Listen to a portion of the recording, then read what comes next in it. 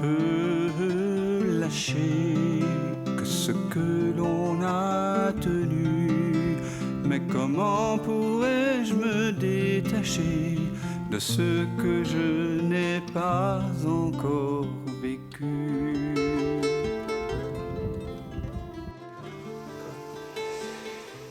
Donc cette attention, elle est toujours portée vers l'extérieur.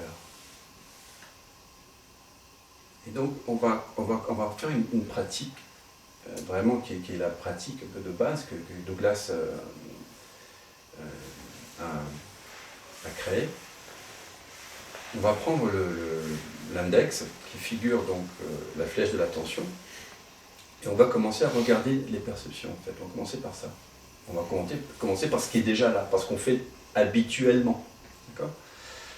Donc il y a un chemin, un petit chemin comme ça, mais vous allez voir, c'est très direct.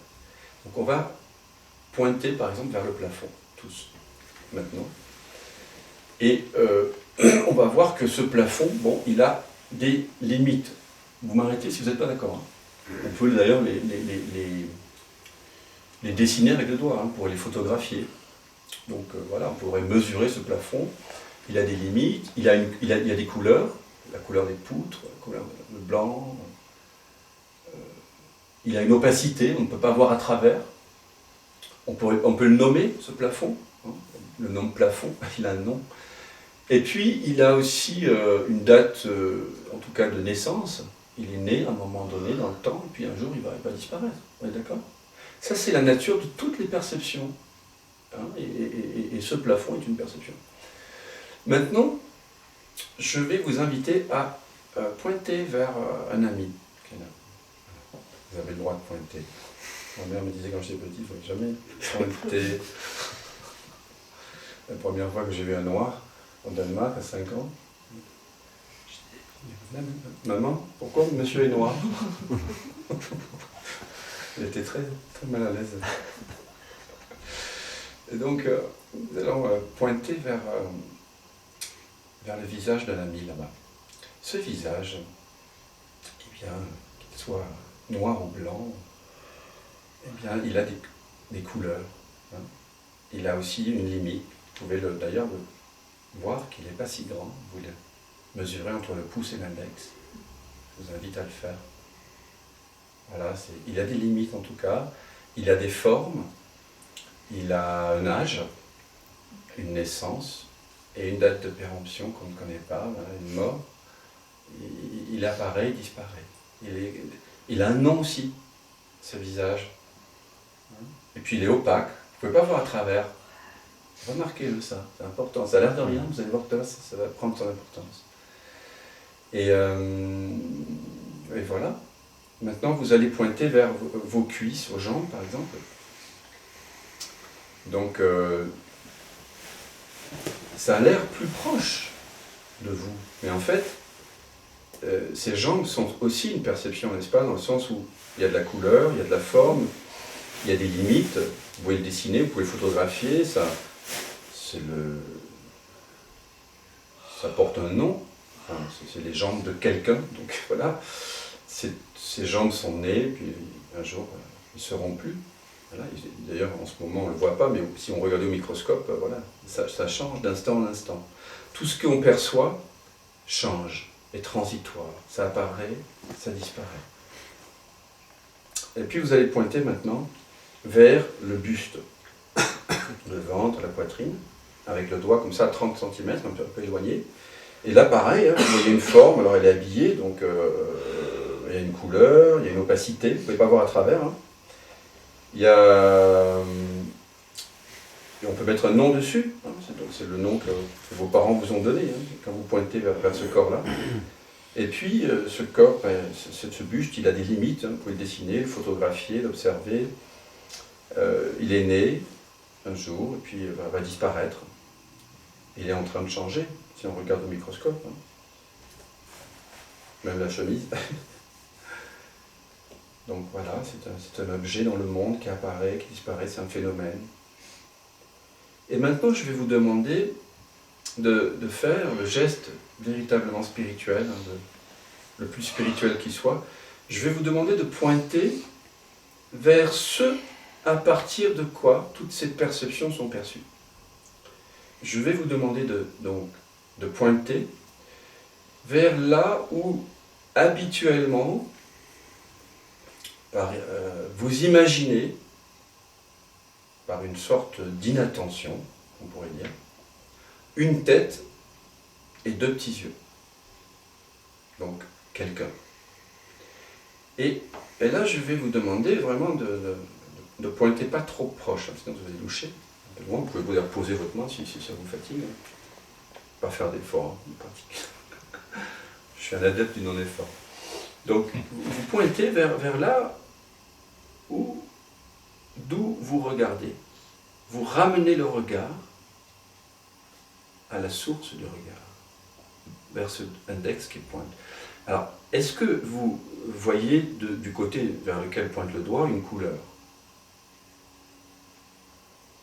Alors, ça se fait les yeux ouverts. Non.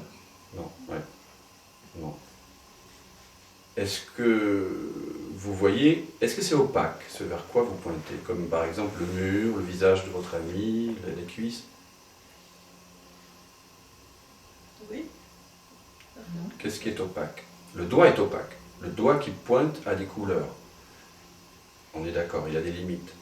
Mais est-ce que ce vers quoi le doigt pointe est opaque? C'est-à-dire, est-ce que vous n'avez pas plutôt l'impression que le doigt pointe vers quelque chose qui serait transparent? C'est évidemment un pressentiment. Il ne faut pas imaginer la tête. Ben, ça, c'est ce qu'on fait d'habitude. Hein. Voilà. On l'imagine. Si on imagine, on pense que ça... Voilà. Et ici, toutes les expériences qu'on va faire, on ne va pas s'appuyer sur la mémoire. C'est là toute la difficulté.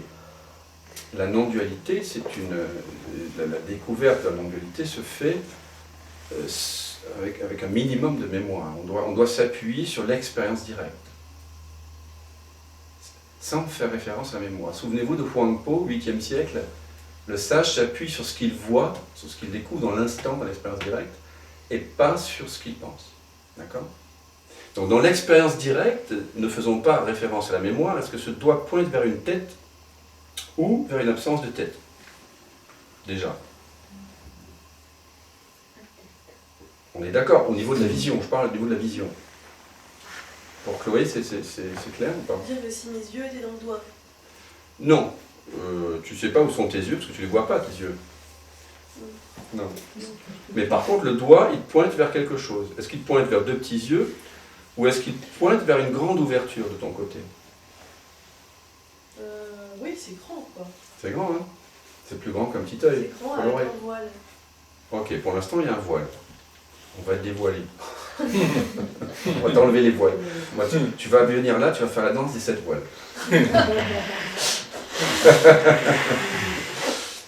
Non mais, c'est très juste ce que tu dis. En fait, la plupart d'entre nous vivons avec une sorte de voile, de brume. En permanence. C'est une brume de pensée qu'on ne voit pas, dont on n'a pas conscience. Et ce qui fait on vit de façon embrumée. Donc là, ce qu'on fait, c'est que le doigt, là, en ce moment, vous continuez à pointer vers l'endroit où habituellement vous imaginez une tête. Et je vais vous demander simplement de voir ce que vous voyez. Est-ce que vous voyez une tête? Est-ce que le doigt pointe vers une tête? Chloé? Non. Non. Bon. Est-ce qu'il pointe vers deux petits yeux? Non, plutôt une grande ouverture. Est-ce que cette grande ouverture vers laquelle pointe le doigt a des limites, comme le plafond, comme la tête de l'ami, comme la cuisse? Non. Non. Pas sa limite, c'est le doigt. Oui, le doigt est limité. Le doigt, il fait partie du monde des phénomènes. Il a une couleur, mais ce vers quoi il pointe, c'est-à-dire ce qui perçoit le doigt, ce qui est conscient du doigt dans l'instant, est-ce que ça a des limites? Est-ce que ça a une couleur? Est-ce que ça a un nom? Non. D'ailleurs, c'est un espace, enfin, ça révèle une sorte d'espace, mais cet espace, il est plutôt inconnu, non? C'est un inconnu. Et en même temps, il est familier, non? Il y a une intimité avec cet espace. Alors, on va faire une chose, enfin, là on pointe donc vers ceux qui en nous regardent. Vous voyez, on voit que c'est sans forme, c'est sans âge, ça n'a pas d'âge non plus. Est-ce que cet espace, en réalité, on le découvre là, mais est-ce qu'il n'était pas déjà là, Chloé, cet espace? Bon, tu en deviens conscient tout d'un coup, on va dire grâce à l'invitation qu'on partage. Mais est-ce que cet espace n'était pas déjà là? Ce matin, même si tu n'en avais pas conscience, il était là. Voilà. Donc en fait, on est en train de redevenir conscient de quelque chose qui était déjà là. C'est ça la non-dualité aussi. C'est redécouvrir un espace de présence éveillé qui est déjà là. Qui est déjà là. En fait, je n'ai jamais vu ma tête. J'ai imaginé que j'en avais une. Et lorsque j'imagine que j'ai une tête et que je perçois le monde, ma tête qui représente une personne avec ses désirs et ses peurs, c'est son histoire, elle entre, elle fait office d'écran, enfin de filtre avec le monde. J'ai un regard personnel. Tandis que là, ce que je découvre ici, c'est quelque chose, non? Est-ce que ça ne vous semble pas plutôt impersonnel, ce qui est là au-dessus de vos épaules? Cet espace, vous voyez, cet espace en même temps, ce qui est extraordinaire, regardez, prenez l'autre doigt et faites un double mouvement comme ça. Cet espace que je me redécouvre être au-dessus de mes épaules, il contient tout ce qui est là, n'est-ce pas? Oui. C'est parce que de mon côté c'est transparent que je peux percevoir de l'opacité là-bas.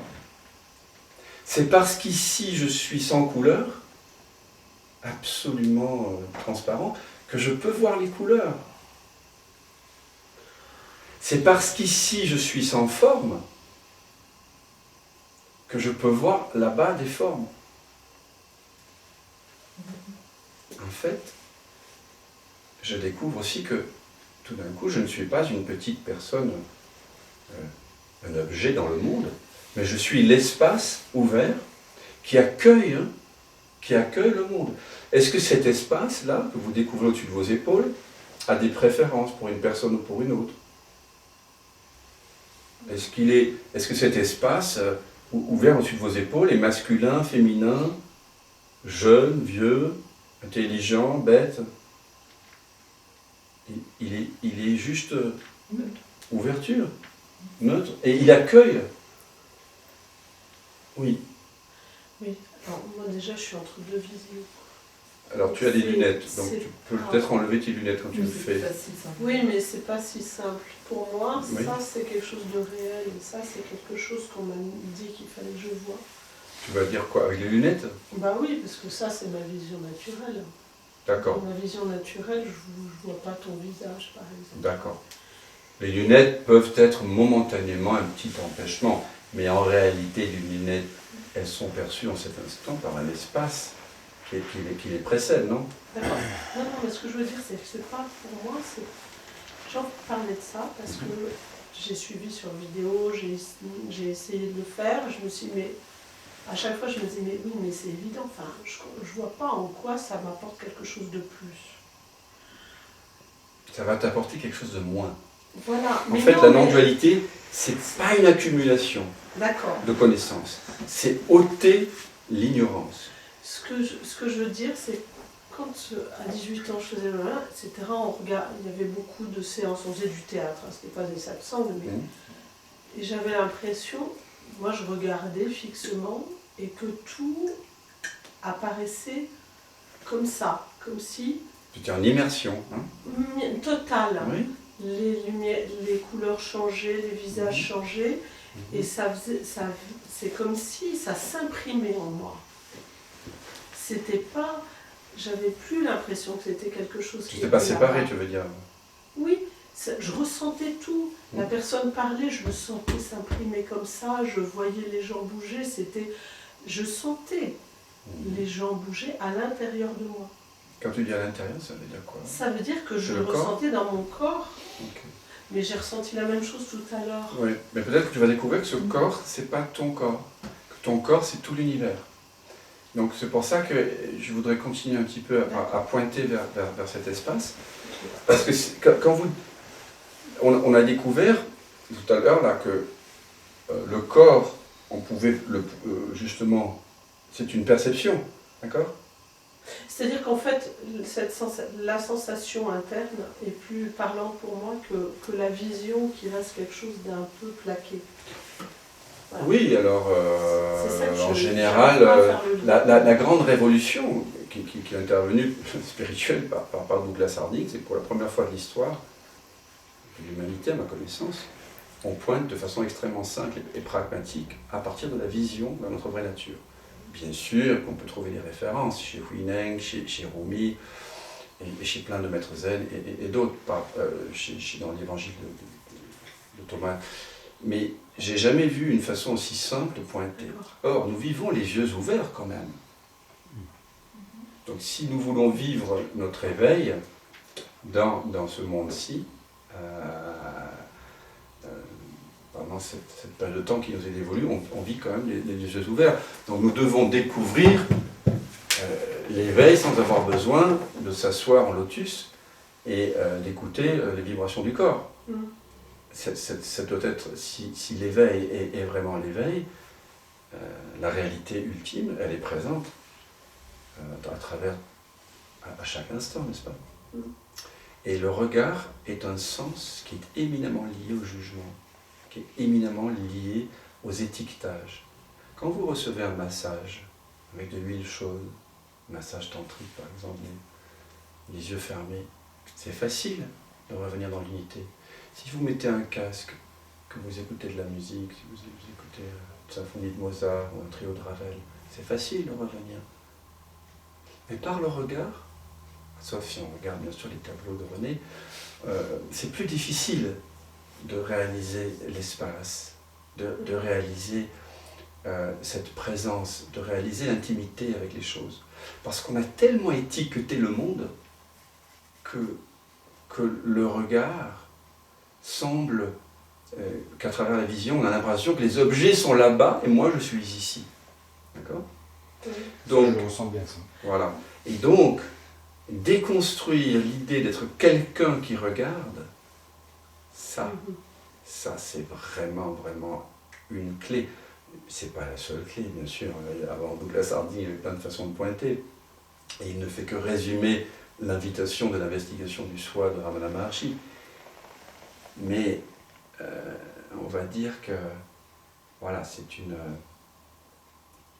une sacrée découverte que de déconstruire l'illusion de distance par le regard. Donc je t'invite à être un peu patiente. On va faire plein d'expériences pour le révéler. J'ai pas l'impression de ne pas le sentir, c'est ça le truc. Bon, très bien. J'ai l'impression qu'il y a des moments comme ça, là comme maintenant, c'est comme évident. un tableau mouvant. Oui. Et la question qu'on se pose, c'est qu'est-ce qui regarde en nous? Oui, d'accord. Est-ce que c'est Catherine qui regarde?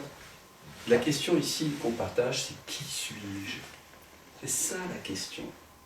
Tant que vous n'aurez pas répondu de façon définitive à cette question, il n'y aura rien de clarifié dans votre vie. Qui suis-je? C'était la question. Connais-toi toi-même, ça vous dit rien ça? C'était sur le Temple de Delphes. temple de Delphes. Et paraît-il, disait-on, il y avait cette phrase, connais-toi toi-même et... Voilà. Donc en se connaissant soi-même, on connaît tout. Parce que c'est ce par quoi tout est connu. Souvenez-vous la Kena Upanishad, à 10 000 km, temple de Delphes, à la même époque. Ce n'est pas ce que l'œil voit, c'est ce par quoi l'œil voit. Tel est le Brahman, c'est-à-dire la réalité ultime. Et non cela qu'on honore comme tel, c'est-à-dire les dieux, les formes, les statues. Donc on doit retourner le regard. On doit découvrir qui suis-je. C'est ça la question. Si on croit que c'est René, Dan, Valérie, Catherine qui regardent, Dualité. Misère. Parce que Dan, oui, il a des préférences. Hein. Il est conditionné. Voilà. Nous, ce qu'on se propose de découvrir, c'est ce qui en nous est déjà là, mais complètement inconditionné, qui n'a rien à voir avec le monde, avec les perceptions, avec le corps, avec les sensations. Donc, je reviens à mes moutons. On reprend le doigt et on repointe vers là où on imagine une tête. Est-ce que... Donc, si tu dois enlever les lunettes, enlève-les, puis après tu les remettras. Tu vois bien que les lunettes, finalement, sont comme un masque. Voilà. Et que toi, tu es derrière le masque. Ok ? Alors, là, donc, on pointe vers ce à partir de quoi on regarde. Et manifestement, on voit que c'est ouvert, n'est-ce pas ? Transparent, sans forme, illimité, sans âge.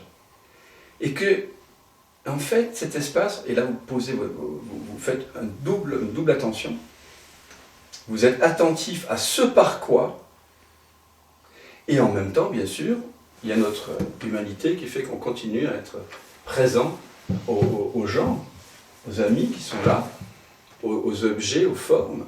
Mais vous voyez que toutes ces formes sont perçues par quelque chose qui est sans forme. Est-ce que ça c'est clair ?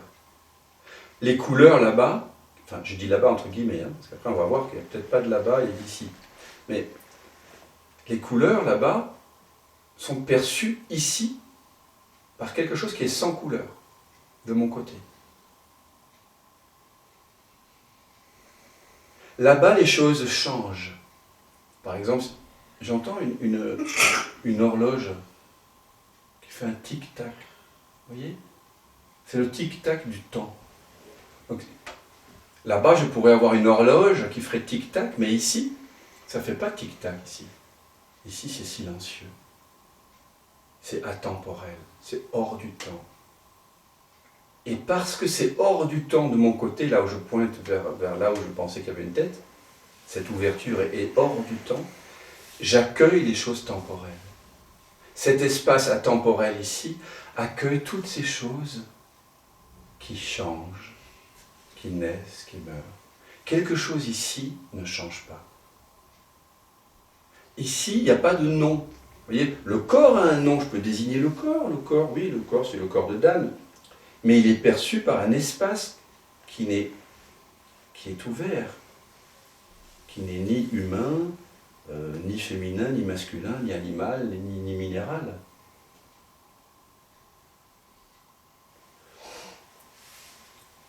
Donc vous voyez, en plus, quand vous découvrez que vous êtes cet espace, parce que vous êtes... Est-ce que vous êtes... Regardez, si vous pointez vers le corps, est-ce que vous êtes le corps, dans votre expérience directe, ou est-ce que vous semblez plutôt être du côté de ceux-là qui perçoit le corps ? Où se situez-vous ? Où êtes-vous vraiment ? Qu'est-ce qui dit « je » en vous ? Je. Qu'est-ce qui dit « je » ? Est-ce que la cuisse dit « je » ? Non. Bon. Déjà. Déjà. One point. Voilà. Vous voyez, même si j'avais un miroir et que je pointais vers mon visage dans le miroir et que je dis « je vois le visage dans le miroir qui dit « je », mais l'espace ici, il est avant. Parce que pour que le visage dans le miroir m'apparaisse, il faut la vitesse de la lumière. Alors bien sûr, on ne s'en rend pas compte, c'est très rapide pour aller du miroir jusque-là. Et il n'empêche, ici c'est le non-temps, cette ouverture-là. Elle avait toujours été là. Quand vous aviez 5 ans, cette ouverture était là. Quand vous aviez 10 ans, elle était là. Quand vous aviez 6 mois, avant de savoir que vous vous appeliez Chloé, Jacqueline, Valérie, Franz, cette ouverture, ce grand ouvert ici était là, n'est-ce pas ? Vous ne saviez pas que vous vous appeliez Catherine. Cet ouvert était toujours là. Mais l'ouvert, en fait, il n'est pas dans un lieu particulier. Non. Il est nulle part. Il est nulle part. Mais c'est ici. C'est un ici qui est ici et nulle part à la fois. Qui est partout et nulle part à la fois. vous voyez bien que on ne peut pas le localiser, mais on sait que c'est par là. Mais tu nous proposes d'être dans ce regard, enfin, cette perception-là. Oui. C'est celle des perceptions des bébés, en fait. Oui. Mais le truc, c'est que. Enfin, moi, j'ai une petite fille, hein, mais. À quel âge? Bon, là, maintenant, elle va avoir 3 ans. Ah, moi aussi j'ai une petite fille qui a 3 ans. Mais bon, Donc- là, quand elle avait 6 mois, elle se reconnaissait pas dans le miroir. Exactement. Et elle savait pas que c'était elle. Non. Mais sa vie, c'était le chaos. Si on n'était pas là pour la gérer, c'est un chaos. Ah oui, Donc, je confirme. est-ce que nous, il faut qu'on vive dans ce chaos-là? Non. Donc, on a besoin de cette dualité pour pas être dans ce chaos-là. Oui, et c'est pour ça que c'est tout à fait juste que nos parents, en se penchant sur notre berceau, ne nous aient pas nommé je suis. Ils t'ont pas appelé je suis, ils t'ont pas appelé être, présence. Ils t'ont appelé Chloé. Parce que nous, en tant qu'humains, nous devons savoir comment nous apparaissons les uns pour les autres. Je dois savoir que je suis un petit garçon, une petite fille, pour communiquer les uns avec les autres. Et nous, les humains, on n'est pas comme les saumons qui vont pondre en haut d'une source, et puis après, les autres saumons sont laissés à eux-mêmes. Non, non, nous devons interagir. Nous fonctionnons en communauté, c'est comme ça.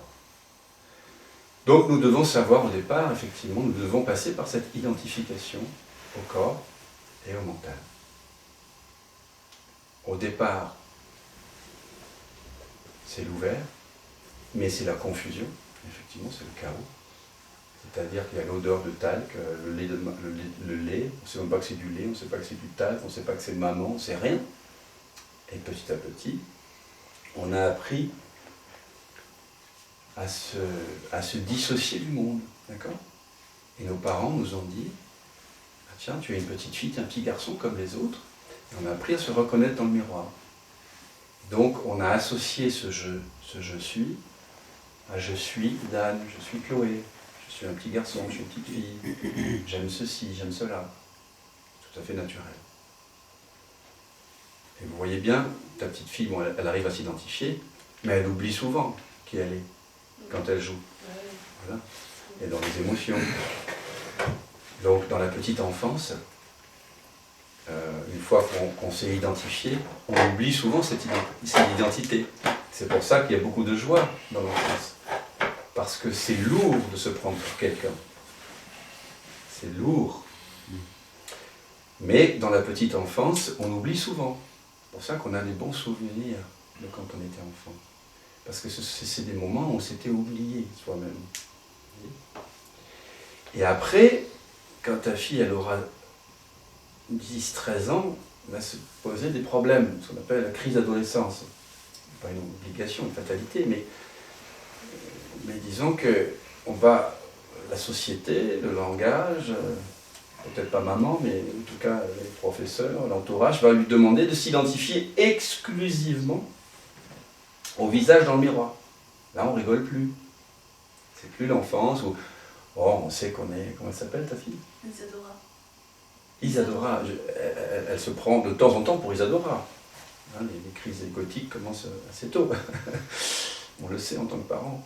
Et en même temps, elle oublie très vite aussi.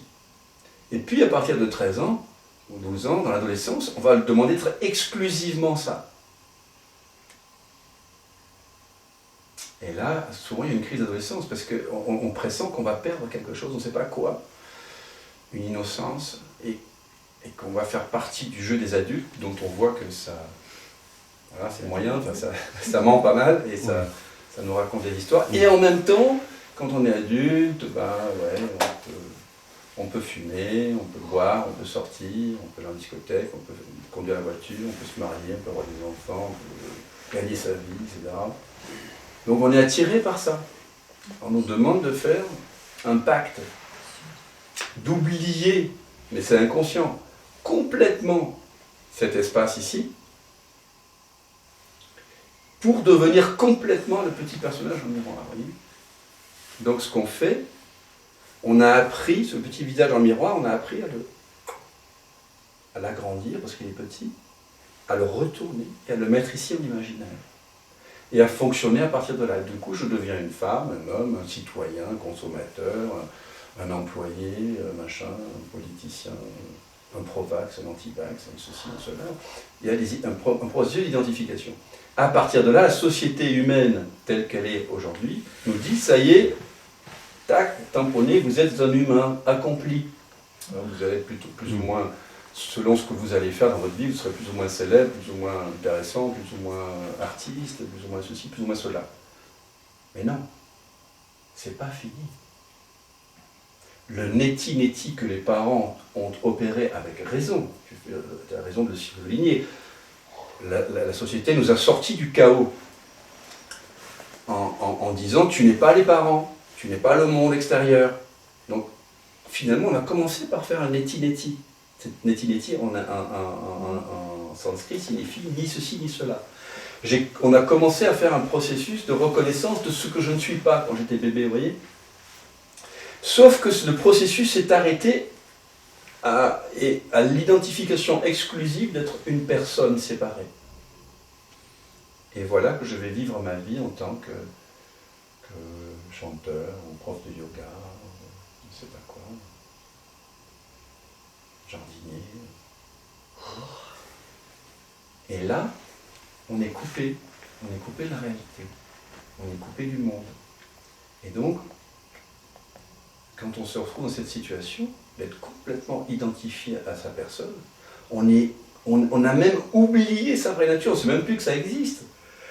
Si vous parlez de ce dont on parle ici à quelqu'un, ben vous voyez, c'est une secte dangereuse, ils sont frappadingues, ils sont fous.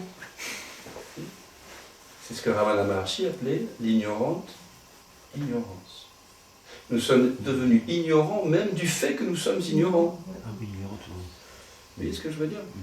On en est là. Et c'est le cas de 99,99% des gens dans cette société. Tous. Pro-vax, anti-vax, théorie du complot, pas du complot, riche, pauvre, intelligent, pas intelligent, scientifique, artiste, thérapeute, gens simples, entre guillemets. Tant qu'on a oublié notre vraie nature, on vit dans le rêve. Dans l'imaginaire. Et tant qu'on vit dans ce rêve-là d'être quelqu'un, eh bien, on se sent coupé, non? Coupé du monde. Et donc, qu'est-ce qu'on fait quand on est coupé du monde? On souffre. On ressent du manque. Parce qu'on est coupé de l'un qu'on est, mais qu'on a oublié. Et à partir de là, on va commencer à faire quoi? À chercher le bonheur, chercher la paix, chercher la joie, chercher l'amour, qui est notre véritable nature, mais au lieu de le chercher ici, on va le chercher là-bas, dans le monde, toujours plus tard que maintenant, ailleurs qu'ici. Et nos parents vont nous donner des leçons de bonheur. Les professeurs, les youtubeurs, enfin, nos amis, les proches, ils vont nous dire, si tu remplis ces cases-là, tac, tac, tac, tac, tac, tu vas retrouver le bonheur. Tu vas faire des enfants, tu vas faire des études, tu vas trouver un métier qui te plaît, avoir des occupations, tu vas lutter contre l'esclavage, etc. Chacun avec ses trucs. Mais est-ce que vous avez déjà trouvé un bonheur permanent dans le monde? Non. Franchement, Non, tu es... Vous avez rencontré des mecs géniaux, des femmes géniales, des amis géniaux, mais est-ce que des enfants? Est-ce que vous... Même les enfants, bonheur absolu, à un moment donné... Oui. À un moment donné, toutes nos promesses de bonheur, et c'est bien pour ça qu'on en est là. Heureusement qu'on est dans une société où on vit longtemps. Ça suscite bien qu'on peut statistiquement ramer suffisamment longtemps pour à un moment donné être fatigué de ramer. Et de voir que toutes les expériences, il y en a un certain nombre qui nous promettent le bonheur. Et toute la société fonctionne là-dedans, vous voyez quand même. C'est plus le paradis, d'accord, le paradis, mais c'est la prochaine élection, c'est le prochain vaccin, c'est la prochaine voiture, c'est la prochaine épouse, c'est le prochain enfant, c'est la retraite, c'est les vacances, vous voyez, c'est toujours plus tard. Et tout le monde fonctionne comme ça, tout fonctionne comme ça. Que ce soit laïque, religieux. Donc là, je vous invite à retourner le regard vers cette présence qui est ici. Maintenant, à nouveau. Peut-être vous n'avez plus besoin de pointer. Qui n'a plus besoin de pointer pour réaliser qu'au-dessus de ses épaules, il y a un grand espace ouvert? Est-ce qu'il y a quelqu'un qui a besoin de pointer encore? Pointer autant que vous voulez, il n'y a pas de problème, il n'y a pas d'effet secondaire. Est-ce que c'est une première étape, ça? Ou est-ce que c'est une première étape. Oui. C'est une première étape. Et on procède, même si c'est une voie directe, voilà, je ne procède pas comme... Moi, je le vois, cet espace, mais je vois le mur là-bas et Alors, il y a quand même quelque chose qui fait qu'il y a une séparation. une impression de séparation. Tout à fait. Et sinon, je le vois. Là. Tu pressens. Parce que, évidemment, on ne le voit pas. C'est ce à partir de quoi on voit. Attention, hein. On pressent l'espace. Vous voyez ce que je veux dire? Pressentir. Pardon? On voit pas de thé. Mais, ces petits trucs qui a l'air de rien, vous allez voir qu'au fur et à mesure de cette retraite de 9 jours, ça va vous apparaître comme peut-être le plus grand trésor. Le plus grand trésor. Et je pèse mes mots. Le bonheur absolu. Vous savez, en anglais, on dit enlightenment, pour dire illumination. Et enlightenment veut dire aussi allègement. Light veut dire lumière et léger. Donc, quand on s'allège de l'idée d'être quelqu'un, c'est le bonheur. Honnêtement, c'est le seul bonheur véritable qui soit. C'est l'allègement d'une illusion qui fait que tout est rapporté dans un centre, contraction. Quand vous vivez à partir de l'idée d'être quelqu'un, vous vivez de façon contractée. C'est comme ça. C'est physique, hein, ça se ressent. Alors peut-être que vous n'êtes pas éveillé à ces contractions-là. Donc, ramenez juste l'attention là sur cet espace ouvert. Est-ce que cet espace ouvert, il dit non à quelque chose là? Est-ce qu'il n'est pas un grand oui à tout ce qui se présente devant vous? Est-ce que cet espace a en lui un mécanisme de résistance à ce qui apparaît? Et on pourrait prendre des livres là, peut-être des livres d'histoire, on pourrait regarder l'histoire. Alors l'histoire et le Bouddha, oui, ça va accueillir le Bouddha, mais ça va accueillir l'Holocauste de la même façon. L'espace va accueillir tout ce qui apparaît sans jugement. Les jugements, c'est après. Mais d'abord, il y a cet espace qui est là. C'est avant la parole, c'est avant la pensée.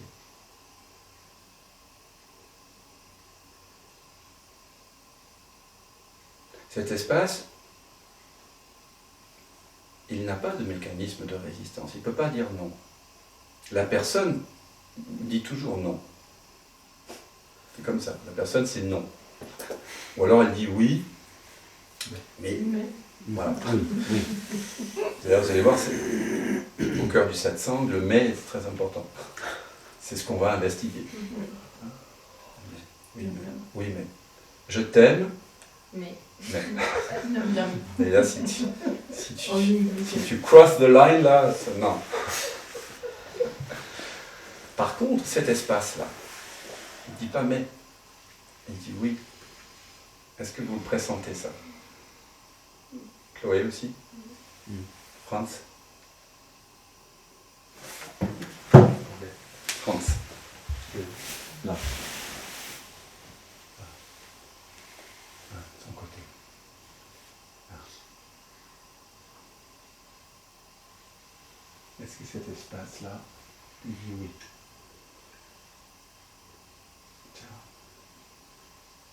il est ouvert, n'est-ce pas? Tu vois cette ouverture, tu la pressens? Qu'est-ce qu'il regarde? C'est deux petits yeux qui regardent ou c'est un grand œil ouvert? D'où vient le regard? Est-ce que c'est moi, d'âme, qui regarde, une personne qui regarde? Ou est-ce qu'il n'y a pas quelque chose de mystérieux qui regarde à travers vous en cet instant?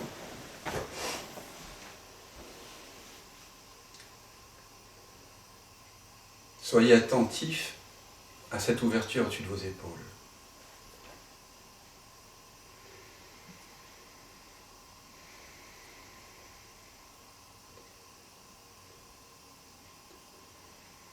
Vous pressentez que vous ne regardez pas par deux petites ouvertures, n'est-ce pas? Le monde il est perçu dans votre expérience par une sorte de hublot de transparence. Est-ce que vous le sentez, ça? Oui. J'aime beaucoup Maître Eckhart. Vous connaissez Maître Eckhart? Un moine dominicain du XIIIe siècle, qui a réalisé sa vraie nature, ça c'est sûr.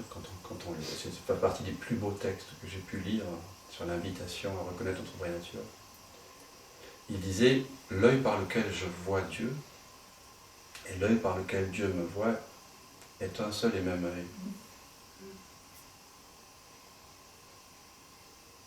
Une seule et même vision, une seule et même connaissance, un seul et même amour. Et si c'était Dieu qui regardait par cette ouverture-là, et que lorsque je reconnais ma vraie nature, divine, source, qu'importe les mots le soient, je reconnaissais la vraie nature de toutes les créatures.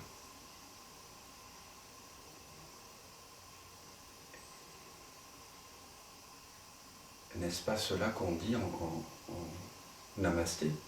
Quand on dit namasté, ça veut dire je reconnais, n'est-ce pas, le divin en toi. Je sais, Franz, que tu regardes à partir de la même ouverture que moi en cet instant. Franz et Dan sont probablement très différents. Et c'est ça la beauté de la vie aussi. Mais je sais que c'est la même non-chose qui regarde en toi, à travers toi, à travers moi, à travers chacun de nous en cet instant. Comment je le sais? Parce que ça n'a pas de forme. La personne a une forme. Mais ce à partir de quoi je regarde n'a pas de forme, n'a pas de couleur, n'a pas de savoir, n'a pas de désir personnel. Il est pur accueil, inconditionnel.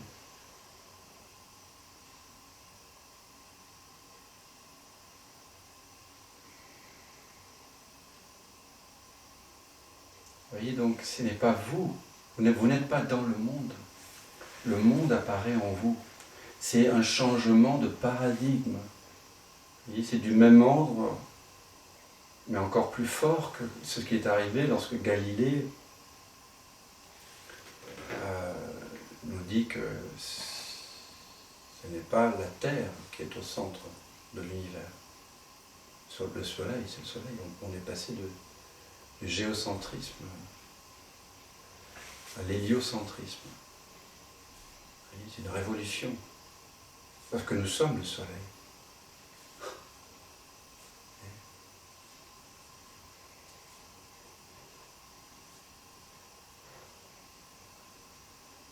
Qu'est-ce qui regarde en nous?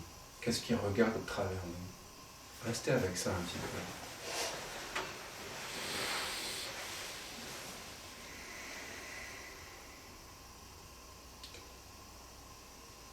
Sentez pas qu'il y a quelque chose de plus profond que le moi habituel qui regarde dans cet instant?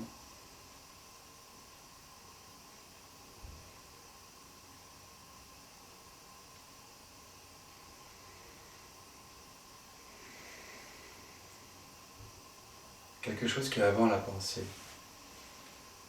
qui est avant j'aime, j'aime pas. Un peu comme si, voyez, imaginez vous êtes dans le noir total, et puis vous voyez une étoile très très très très loin. tout d'un coup. Et vous vous rapprochez de cette étoile. Vous ne savez pas ce que c'est. En fait, c'est comme si vous étiez dans un tunnel, et il y a de la lumière au bout. Et il y a un long voyage, c'est le voyage de retour, c'est l'Odyssée, le retour vers soi. Et à un moment donné, en fait, le bout du tunnel, c'est un hublot de transparence. Et tout d'un coup, ça correspond exactement à votre non-tête là. Et vous venez de passer, en cet instant même, le regard, enfin, la tête, par ce hublot. Et tiens, nous voilà ici. Tiens. Ah. C'est le premier instant du monde. Vous venez de naître.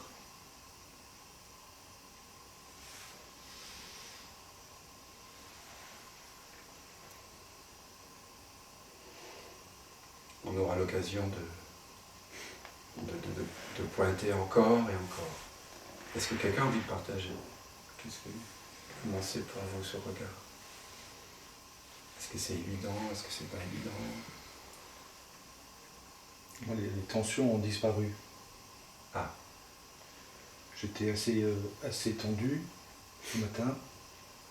Et là, je ne sais pas si elle a pas du tout ou si elle a beaucoup moins. Mais c'est beaucoup plus léger, quoi. La légèreté, c'est un signe, et l'allègement. En fait, je suis pas dans mes pensées, quoi. Les pensées sont en toi. Voilà. Ben, ça change tout. Ouais. Ça change tout. On ne va pas lutter contre les pensées. Les pensées sont là. L'herbe est là, le soleil est là, les nuages sont là. Pourquoi lutter contre les pensées? Elles sont là. Mais je ne suis pas ça. Je suis l'espace ouvert, accueillant, déjà présent, qui accueille les pensées qui naissent d'elles-mêmes. Moi, je demeure. Cette ouverture, elle est tout le temps là.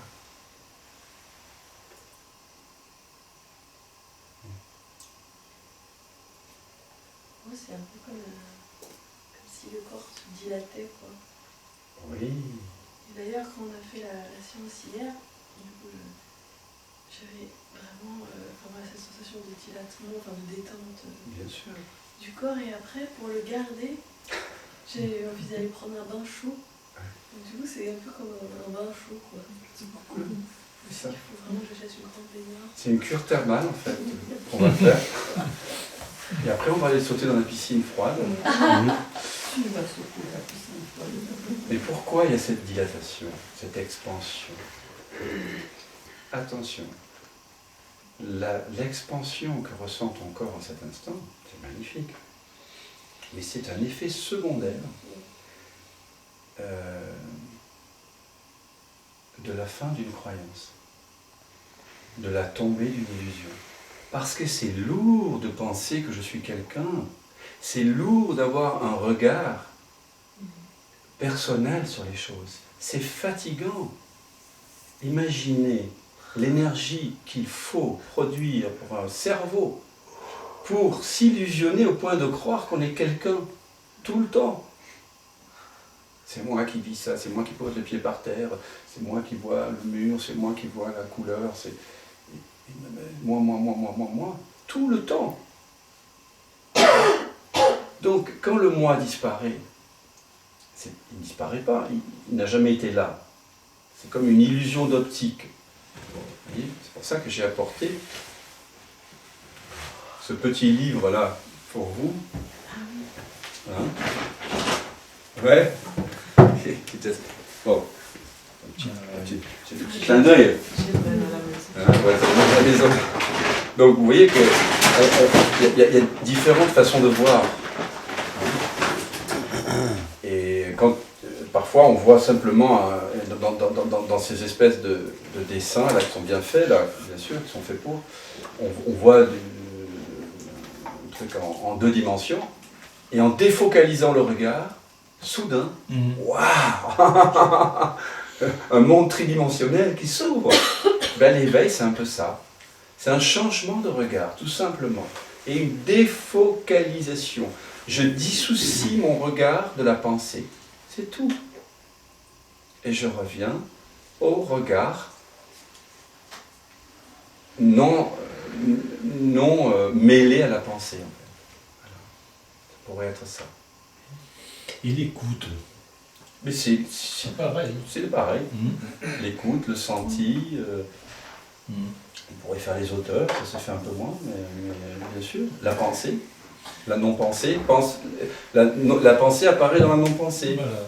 Les sons apparaissent dans l'écoute. Maintenant, quand Jean Klein utilise par exemple le mot écoute, c'est une façon de désigner notre vraie nature. Tu vois, c'est une façon c'est comme l'espace de Douglas Harding. Bien sûr, ce sont des pointeurs. Hein, mais quand même, on vit les yeux ouverts. Les oreilles aussi, non? Encore plus longtemps. Les quoi, Les oreilles. Ah oui, parce que je ne ferme pas. Oui, oui. Ah, mais justement, C'est notre toucher, non? on dit les yeux ouverts, c'est vrai, mais en même temps, avec les sens, avec l'écoute, avec tout, ce que je ressens, c'est d'un coup, c'est tout qui doit se relâcher. Tout à fait.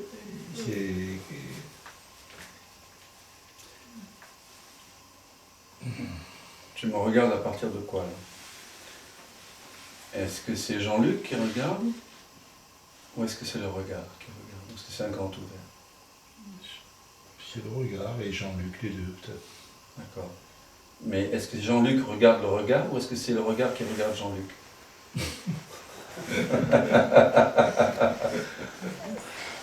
Qui est premier? Ouais.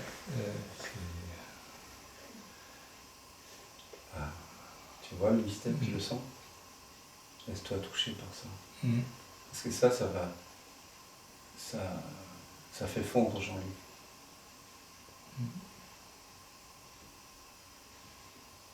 Parce que Jean-Luc, il ne regarde pas. Il est regardé. Et c'est chouette. Et il peut être regardé avec amour. Et parce que Jean-Luc est regardé par ce regard mystérieux, Jean-Luc va avoir tendance à se déployer, à éclore d'une belle façon, comme on dit. À être éthique et à être en harmonie avec le monde. Mais si c'est Jean-Luc qui regarde l'espace, Jean-Luc va devenir un fanatique de l'espace. Tu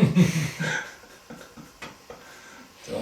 Il va vouloir imposer des mesures pour revenir à l'espace.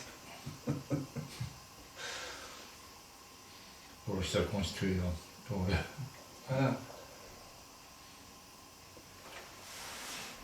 Alors je propose peut-être de faire une pause. Je ne sais pas quelle heure il est. Je n'ai pas trop de notion d'heure, donc il faudra un peu me centrer. Quelle heure? Midi. Eh bien je propose de faire un quart d'heure de pause. Et puis après d'aller dehors, faire une expérience, parce qu'il fait beau. On a une nature merveilleuse. Et je vais accorder beaucoup d'importance à des expériences. Déjà, des expériences. Et puis on en fera pas mal dehors. Je propose ça. Moi, Mais je si. voulais juste dire, quand je bouge pas, que j'écoute, etc., tout ça me semble très très évident.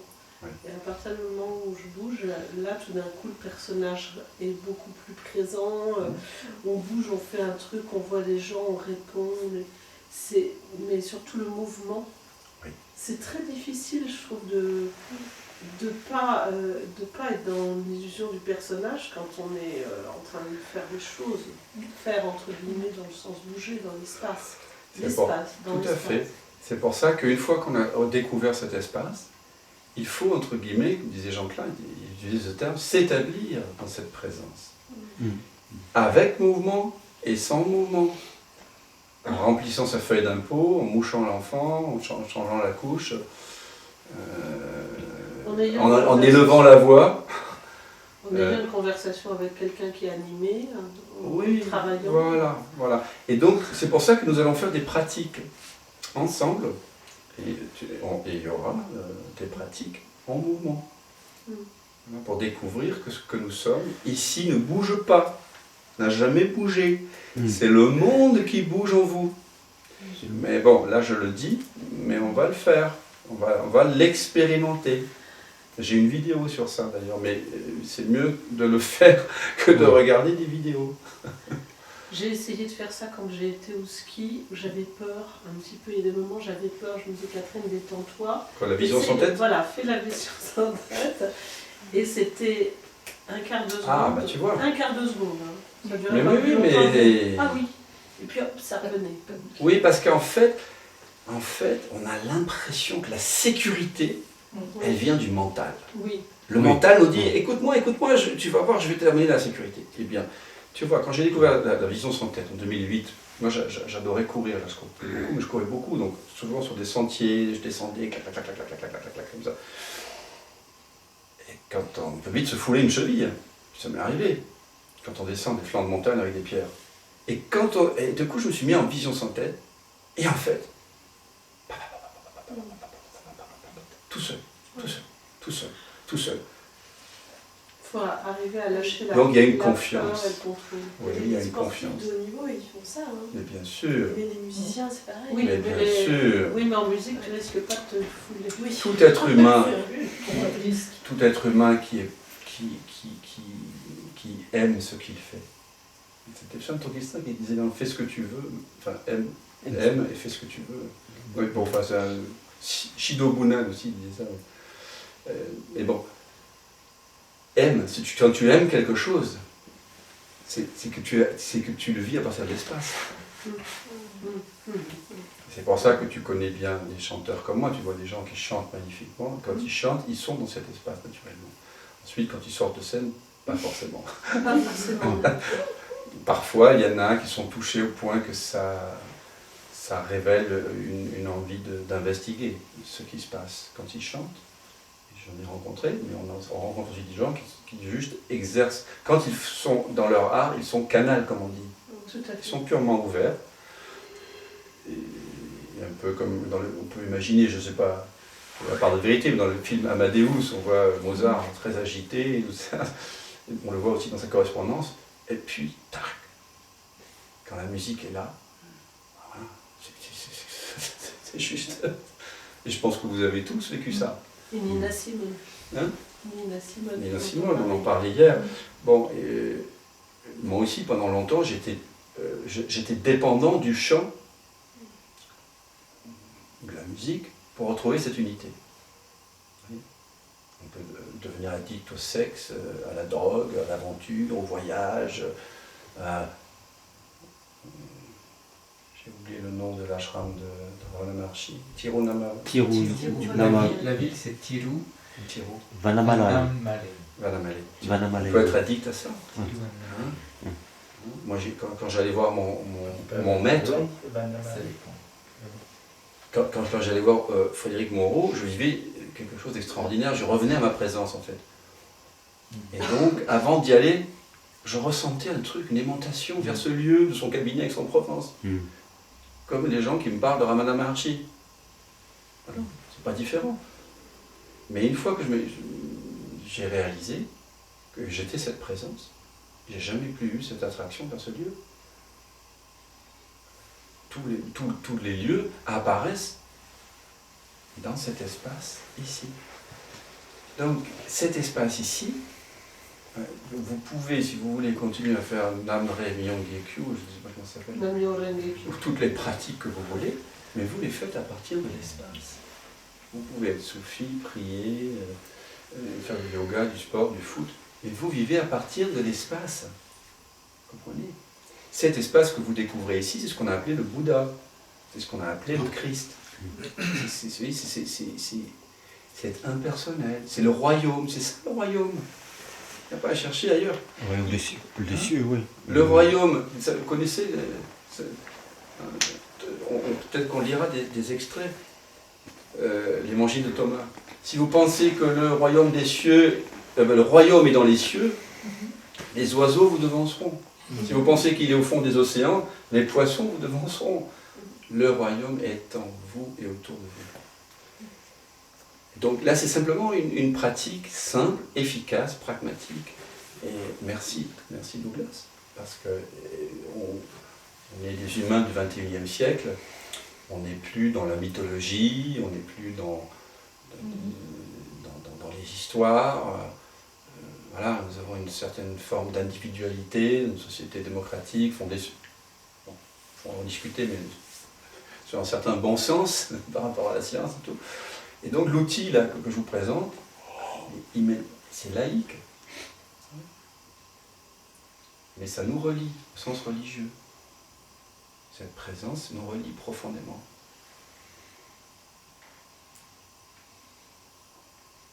Donc il n'y a pas à vénérer quelqu'un. L'espace, il est là.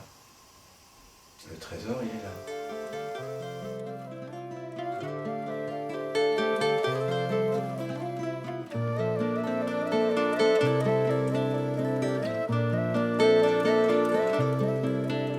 On ne peut lâcher que ce que l'on a tenu. Mais comment pourrais-je me détacher de ce que je n'ai pas encore vécu?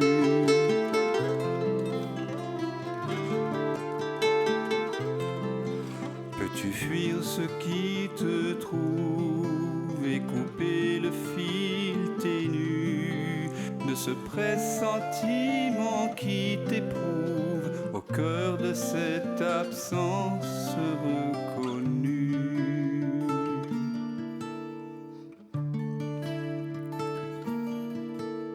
Ceux qui s'obstinent pendant le sommeil, ce que tu sens juste après le réveil, garde la fleur des dérives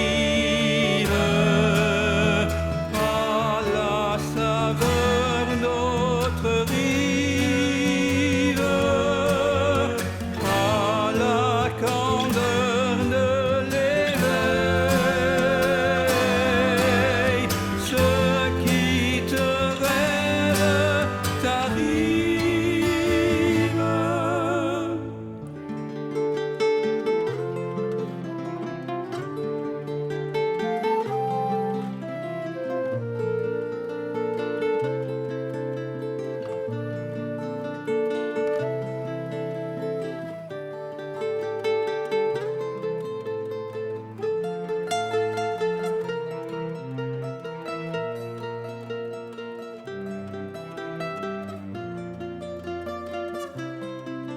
Quand la vague se prépare à noyer ton ventre ému, n'aie pas peur, il n'est jamais trop tard pour accueillir le souffle de ta mue.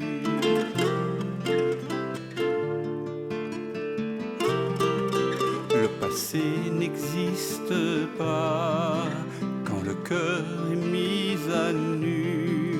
En quittant le vu pour vraiment voir, tu cueilles en toi ce monde entreaperçu.